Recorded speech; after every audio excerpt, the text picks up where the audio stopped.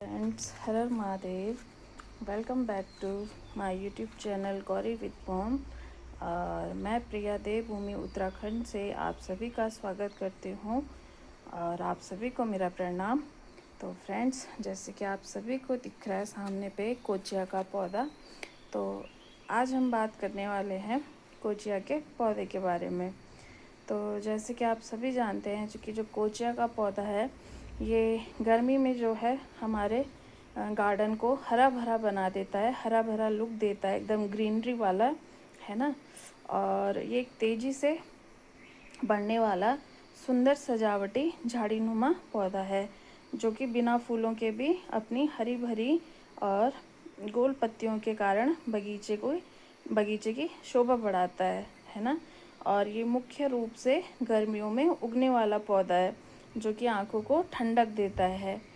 और बात की जाए कोचिया प्लांट के बारे में तो इसके फ़ायदे और नुकसानों के बारे में हम बात करेंगे। तो सबसे पहले हम बात करेंगे कोचिया प्लांट के फ़ायदे यानी कि बेनिफिट्स। तो इसका जो लुक होता है वो मतलब अपनी तरफ हमें आकर्षक करता है ना। तो ये पौधा जो है हरी गेंद या छोटे शंख बोलते हैं ना जिसको, उसकी तरह दिखाई देता है ना। शंकु छोटे कोन की तरह। आप इसे अपनी पसंद के अनुसार ट्रिम करके अलग अलग आकार दे सकते हैं और आप चाहें तो आप इसकी टोपियारी बना करके भी इसको लगा सकते हैं। और गर्मियों में जो है ये हरियाली देता है हमें, है ना। हरियाली बिखरी हुई रहती है इस पौधे से हमारे गार्डन में। इसको तेज़ धूप और गर्मी से ये पौधा मतलब हरा भरा और ज़्यादा खिला हुआ रहता है जिससे कि बगीचे में ठंडक का एहसास रहता है। और कोचिया का जो प्लांट है ये औषधीय गुणों से भी भरपूर है। पारंपरिक चीनी और जापानी चिकित्सा में इसकी पत्तियों और बीजों का उपयोग त्वचा रोगों के लिए और जोड़ों के दर्द के लिए किया जाता है।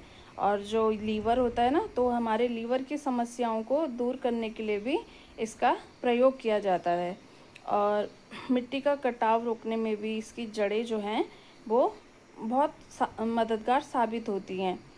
मतलब इसकी जो मजबूत जड़ें हैं ना वो मिट्टी को कसकर रखती हैं जिससे कि वो कटाव को मतलब जो सॉइल इरोजन बोलते हैं ना हम, जिसे इंग्लिश में सॉइल इरोजन कंट्रोल को रोकने में ये बहुत लाभकारी साबित होता है। और पशुओं के लिए चारा भी होता है ये। जैसे सूखे के दिन पड़ते हैं जब, तो कुछ कुछ जगहों पर इसे पशुओं को चारे के रूप में खिलाया जाता है क्योंकि इसमें प्रोटीन और कार्बोहाइड्रेट अच्छी मात्रा में होते हैं। और अब हम बात करते हैं कोचिया प्लांट के नुकसान के बारे में, है ना, यानी कि इसके डिसएडवांटेज। और जैसे कि पशुओं के लिए मतलब ये विषाक्त भी हो सकता है। अगर इसे चारे के रूप में उपयोग किया जा सकता है, लेकिन अगर इसको हम अत्यधिक मात्रा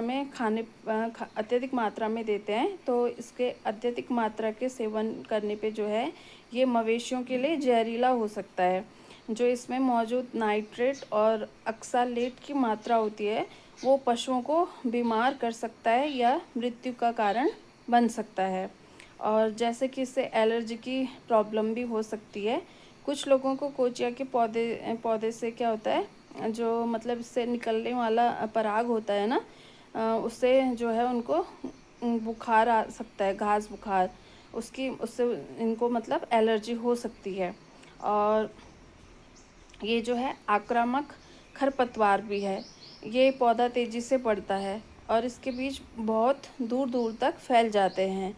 जी हाँ, कोचिया के पौधे में बीज भी होते हैं और इसके ना बीज बहुत दूर तक फैल जाते हैं, बहुत दूर दूर तक अपने आप फैल जाते हैं।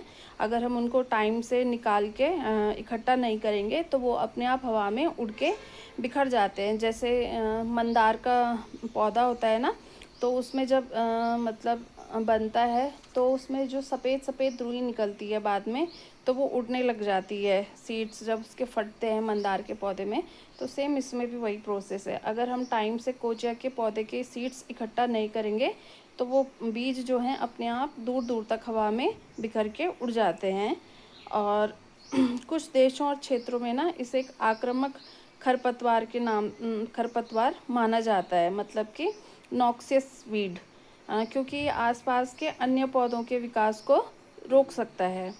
और टम्बलवीड बनना पड़ता है, जैसे कि मतलब पतझड़ के मौसम में ना ये सूख कर एक गेंद जैसा बन जाता है और हवा में लुढ़क कर ये अपने बीजों को हर जगह बिखेर देता है, जिससे कि इसे नियंत्रित करना मुश्किल हो सकता है।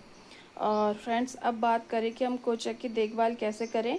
तो अगर आप इसे बगीचे में लगाना चाहते हैं तो इसके लिए अच्छी जल निकासी वाली मिट्टी बनानी चाहिए और भरपूर धूप की आवश्यकता होती है इसको। गर्मियों में इसे नियमित रूप से पानी दें ताकि मिट्टी में नमी बनी रहे। और टाइम टू टाइम आपको इसकी कटाई छटाई करती रहनी चाहिए, इसमें प्रूनिंग करती रहना चाहिए, है ना। और कोचिया के जो बीज होते हैं उसको टाइम से कलेक्ट कर लेना चाहिए। तो फ्रेंड्स, अगर आपको मेरी ये जानकारी अच्छी लगी हो तो प्लीज़ वीडियो को लाइक कीजिएगा, शेयर कीजिएगा, कमेंट कीजिएगा और अपने प्यारे प्यारे कमेंट्स कीजिएगा। और आप सभी का बहुत बहुत धन्यवाद। आप सभी मेरे साथ लास्ट तक बने रहे। तो आप सभी स्वस्थ रहें, मस्त रहें। मिलेंगे बहुत जल्द एक नए वीडियो में एक नए टॉपिक के साथ। तब तक अपना ध्यान रखें। तो bye bye friends, take care. Har Har Mahadev.